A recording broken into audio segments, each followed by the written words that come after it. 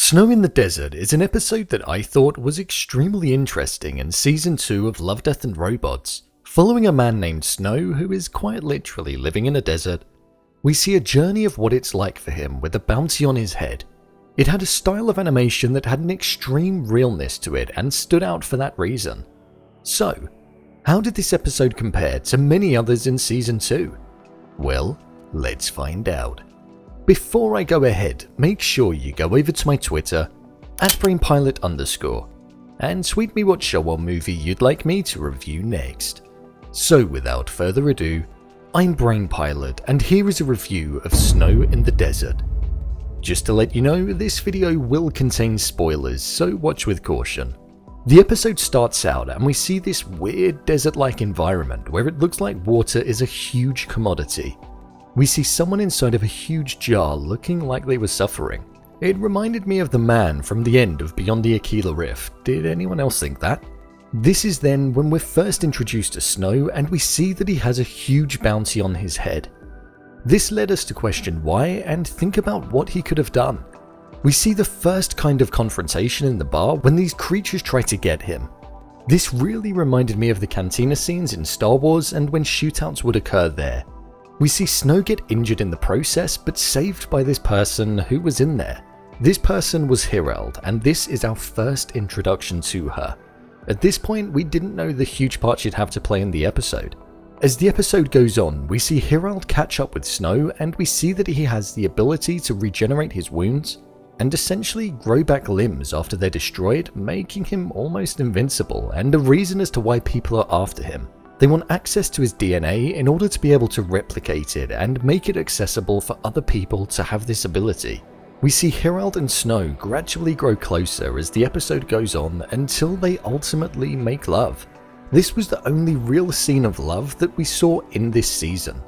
A complete contrast and toned down from Season 1. We see Snow tell us about his past and the passing of his wife, which has led him to be alone. He suffers from the curse that many people do that are immortal or almost are. They end up outliving most people and end up alone. I thought this was quite an emotional moment in the episode and allowed us to learn more about the character Snow. He clearly doesn't want to be alone, seeing how quickly he allowed Herald to stay with him.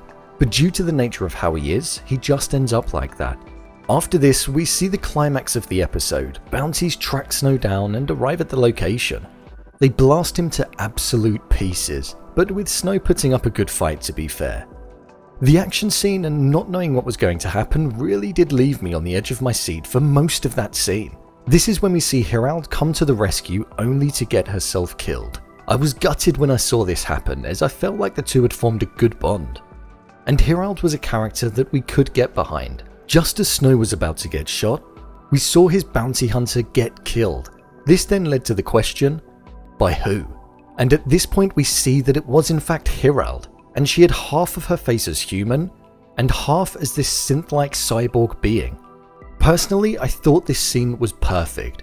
The slow-mo reveal, the wind, and the panning of the camera made it such a powerful moment in the episode. The revelation that she isn't in fact just a human. We see her tend to Snow and stand by him. The final scene in the episode is what I think is the best moment in this episode.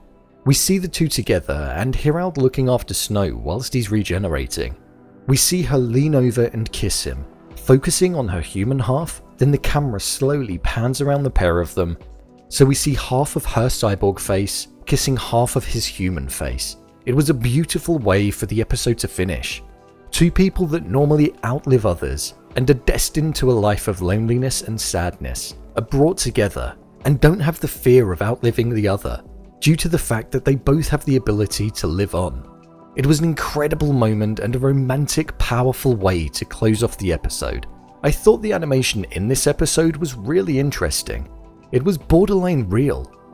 These animated characters seemed like real people, and when I see CGI and animation like this, it blows my mind at how it's possible.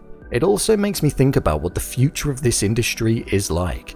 The story had lots of highs and lows, emotional moments that would allow you to connect to the characters, and also moments that had you on the edge of your seat. It had everything that you'd want from a Love, Death and Robots episode. I think it's a standout episode in Season 2. and I'd suggest giving it a watch or a rewatch. So, there you have it, what I thought of Snow in the Desert. What did you think? Leave a comment down below, and don't forget to subscribe. I'll see you next time.